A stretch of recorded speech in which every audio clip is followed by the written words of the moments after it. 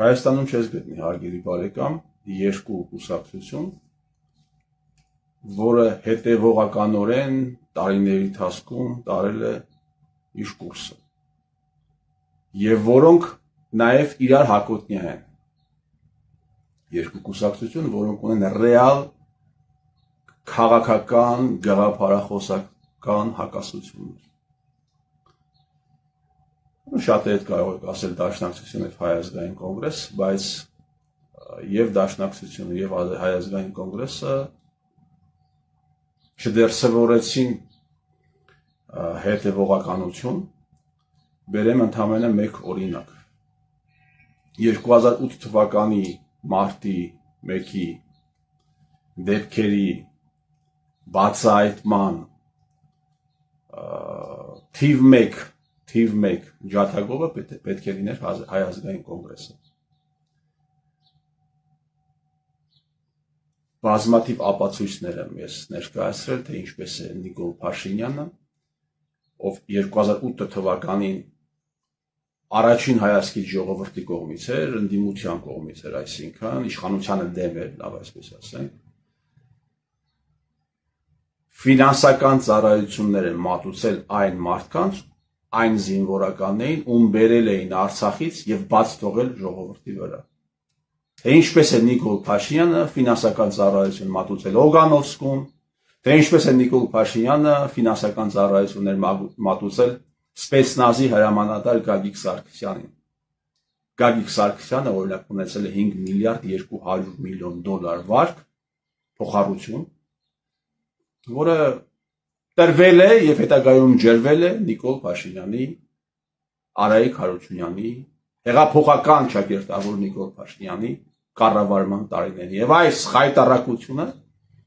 պիտի Լևոն Զորաբյանը կամ Հայ ազգային կոնգրեսի մնացյալ կուսակցականները, ովքեր նախընտրական կամպանիային էին մասնակցում, օրինակ, պիտի դնեին Նիկոլ Փաշինյանի դեմը եւ պահանջեին պատասխան։ Բայց բացարձակ լռություն։ Դաշնակցություն կուսակցությունը, ով հանդես է գալիս ազգայնական, այսպես ասած, հայդատական մոտեցումներով,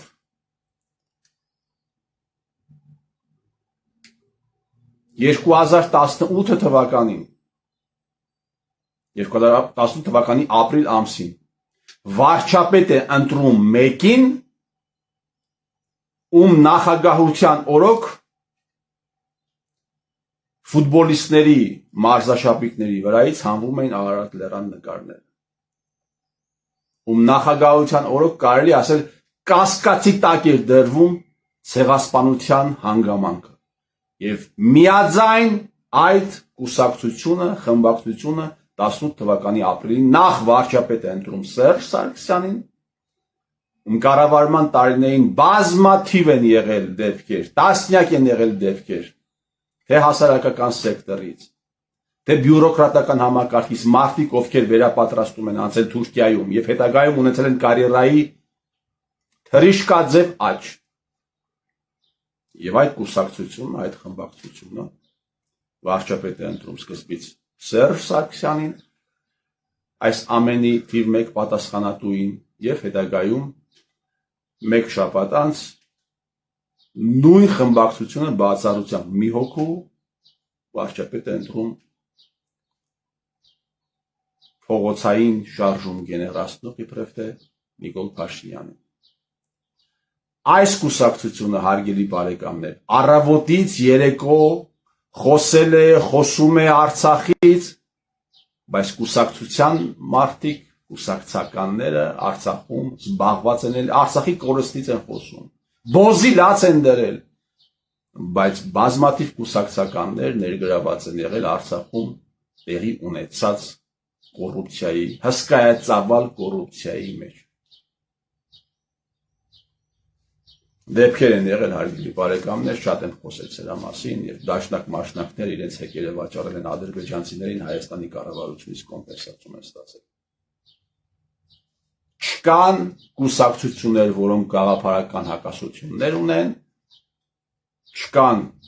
կուսակցություններ, որոնք հետևողականորեն տանում են իրենց գիծը, իսկ քաղաքականությունը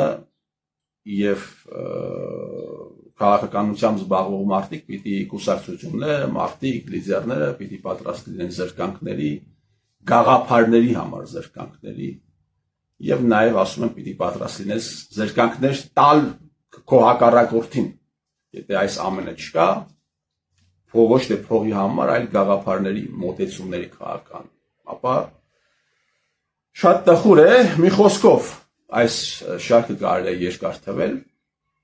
բայց Հայաստանի Հանրապետությունում գրանցված են 150 կուսակցություններ, հարգելի բարեկամներ։ Չկան այս չափանիշներին համապատասխանող գոնե երկու կուսակցություն, բայց գրանցված են 150 կուսակցություններ, կուսակցապետեր կան, շատ է լինում, երբ ինձ զանգում են ինչ-որ միտեղից, ասում են, ես ինչ կուսակցության նախագահն եմ, ասում են, ձեր Գյումրի տարածքային կազմակերպության ղեկավարը ով է։ Լոռու մարզում ձեր կուսակցության ներկայացուցիչը ով է, չկա, բայց կուսակցապետ են, ներկայանում են որպես կուսակցության նախագահներ, մի խոսքով 150 հատ, 150 հատ։ Հայաստանում ըստ էության չկա քաղաքականություն, հարգելի բարեկամներ, քաղաքականությունը պետությունը կառավարելու արվեստ է, սա սահմանումներից մեկը։ Պետությունը կառավարելու վերաբերյալ մոտեցումներ դու պիտի ներկայացնես։ Քաղաքականություն չկա Հայաստանում, հարգելի բարեկամներ, կա համատարած գավառականություն։ Բայց կան բազմաթիվ քաղաքական գործիչներ, բազմաթիվ, 1000-ից ավել քաղաքական գործիչներ կան Հայաստանում, եղել են, կան, չկա քաղաքականություն, բայց կան քաղաքական օրինակ բանտարկյալներ։ Եվ իմիջիայլոց եթե դուք ուշադրություն դարձնեք, ամեն հեռուստաալիք ունի իր նախընտրելի քաղաքական բանտարկյալների ցանկը։ Միտեղ քաղաքական բանտարկյալը նա է, միտեղ քաղաքական բանտարկյալը այն մյուսն է, մի հեռուստաալիքում այն մի քաղաքական բանտարկյալի մասին չեն խոսում, այն մյուս հեռուստաալիքում խոսում են միայն իրենց նախընտրած քաղաքական բանտարկյալների մասին։ Մենք հայերս թղթի կտոր ենք սարքել սահմանադրությունը եւ անկախության հռչակագիրը։ Ուղղակի թղթի կտոր էր, գեղեցիկ բառեր էր գրված, օրինակ, որ անկախության հռչակագրում գրված էր իշխանությունը պիտի պատկանի ժողովրդին։ Գրված էր, որ ընդերքը պիտի պատկանի ժողովրդին։ Եվ չեղարկված են այս դրույթները ամբողջապես։ Սահմանադրության մեջ գրված էր, որ հենց այդ նույն ժողովուրդը, ում պատկանում է իշխանությունը, ընտրությունների միջոցով պիտի ձևավորի պետական մարմինները կառավարման, տեղական ինքնակառավարման մարմինները, այս դրույթը եւս հիմնովին երևի չես գտնի սահմանադրության կամ անկախության հռչակագրի մեջ մի դրույթ, որը հիմնովին աղավաղված չէ հայ ջոչերի կողմից ինչ որտեղ նաև ժողովրդի մասնակցությամբ։ Բայց մենք հայերս ասում ենք, որ մենք ցույց չենք տա անկախության հռչակագիրը հանկարծ չեղարկեն, սահմանադրությունը փոխեն եւ պրեամբուլայից հանեն անկախության հռչակագրի վերաբերյալ հղումը։ Բայց ինքներս այդ ամենը դարձրել էին թղթի կտոր։ Տեսնում եք ինչ հակասական ժամանակներում ենք, հարաբերություններում ենք մենք ապրում, պարադոքսալ իրավիճակներում։ Հայաստանում չի եղել հեղափոխություն։ Որևէ պետության հատուկ ծառայությունների գործակալները չեն կարող իրականացնել հեղափոխություն այն ռեժիմի դեմ, որի կողմից եղել են հավաքը գրված եւ որին իրենք ծառայել են։ Դա ուղղակի հնարավոր չէ։ Բայց առավոտից երեկո խոսում են հեղափոխական տերորի մասին, խոսում են 37 թվի մասին, խոսում են համատարած կուլակաթափության մասին, հայտարարություն է էլի ուղղակի։ Հազարներով մարդիկ, ովքեր երկիրը կեղեքել են, հազարներով ազատման են գալիս Հայաստանում։ բայց կուլակաթափության գործընթաց է տեղի ունենում զուգահեռ, հետաքրքիր է, չէ։ Չի եղել Հայաստանի Հանրապետությունում հեղափոխություն, հարգելի բարեկամներ, բայց ինչքան գիտեմ, գրանցված կա հեղափոխության պահապանների այդպես ջուր կազմակերպություններ նույնիսկ բաց է։ Այս ֆրագմենտը եւս ցույց է տալիս այն վիճակը, որի մեջ մենք բոլորս ապրում ենք։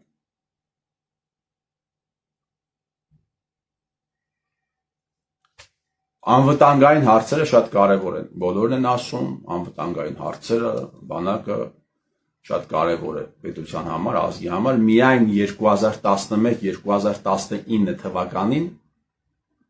բանակից ազատվել է 50,000 պատանի եւ երիտասարդ։ Ազգը բանակից ազատել է 50,000 պատանի եւ երիտասարդ։ Ու վստահ եմ զորոյական թվականներին եւս նույն իրավիճակն է եղել։ Բայց բանակը դա մի սակրալ կառույց է եղել ազգի համար։ Բանակը սակրալ կառույց է եղել։ Անվտանգությունը շատ կարևոր մակարդակում պիտի լինի, բոլորն են ասում, բայց այդ անվտանգությունը պիտի ապահովեն ոչ թե իրենց զավակները, այլ կողքից պիտի ապահովեն։ Ոչ իրենք չպիտի մասնակցեն, իրենց զավակները պիտի ուրիշ գործերով զբաղվեն, ուրիշ գործերով պիտի պետությանը օգուտ տան։ Շատ են մարդիկ, ովքեր ասում են դե չեն ծառայել, բայց հիմա գիտությամբ է զբաղվում, գիտությամբ է օգուտ տալիս, կամ էլ դե շատ բան է էլի կռվարար է, ինքը ծառայելու բան չէր, խելար տղա է, խելար բան իմաստով, հա լավ իմաստով են ասում, խելար է, տաքարյուն է, ինքը ծառայելու բան չէր, գնար փորձանք պիտի դառնար եւ մեր գլխին եւ բանակի գլխին, հա։ Պատգամավորների ճնշող մեծամասնությունը, հարգելի բարեկամներ, բանակում ծառայել չեն, եղել եւ չեն։ Դնում են Արցախի դրոշները իրանց սեղաններին եւ բոզիլած կապում։ Հենց այդ նույն դաշնակների ճնշող մեծամասնությունը բանակից ազատված է, որոնք հանդես են եկել, հանդես են գալիս հիմա, ազգայնական, ոչ մի թիզական բաներով են, հռետորաբանությունով են հանդես գալիս, դրանց ջոջերը բանակից ազատվում էին, պարտադիր զինվորական ծառայությունից ազատվում էին։ Ամբողջ պետությունը պրախադնոյդ որ է դարձել, ամբողջ պետությունը։ Ես մի անգամ ներկայացրեցի, թե ինչպես էին ադրբեջանցիները եկել այստեղ, դրոններ էին բարձրացնում, նույնիսկ Գյումրիում հաղորդումներ էին նկարահանում, պետական ինստիտուտներն էին նկարահանում վերևից, մարդկանցից հարցազրույցներ էին վերցնում։ Ես վստահ եմ, որ այդ այցելությունները գրում են ամեն շաբաթյա բնույթ, ուղղակի այդ անգամ հրապարակվեց։ Ադրբեջանցիները, թուրքերը որտեղից ուզեցել մտել են Հայաստան, որտեղից ուզեցել դուրս են եկել, ինչ հանցագործություն ուզել են իրականացրել են, ամբողջ Հայաստանը պրախադնոյ դվոր է եղել եւ է, բայց ազգը մտահոգված է այդ մի հատվածով Սյունիքի, որը կոչվում է Թրիփ, Զանգեզուրի միջանցք։ Պրախադնոյ դվորի մեջ մտահոգված են Զանգեզուրի միջանցքով։ Եվ որպես կանոն դեֆոլտի շեմին կանգնած պետություն, դեֆոլտի շեմին կանգնած պետություն,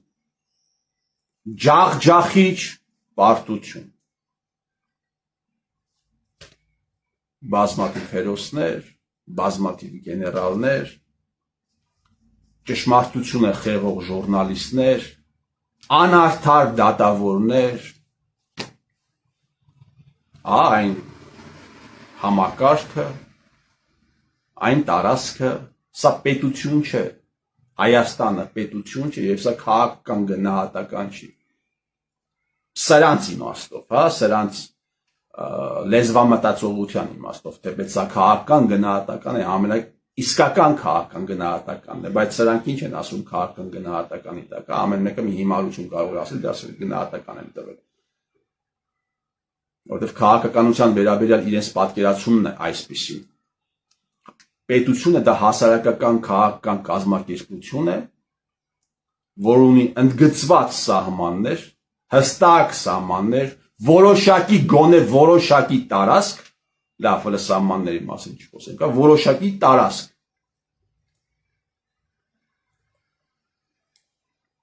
որի վրա ունի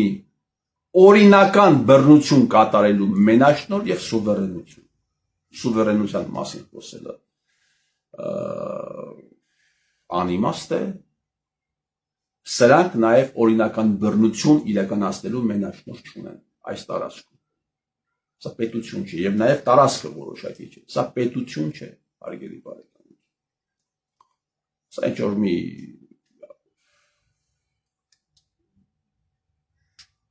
գիտեմ ամեն ինչ կարելի ասել բացի պետությունից, չեմ ուզում կոպիտ բառեր ասել այսօր, դրա համար զերծ կմնամ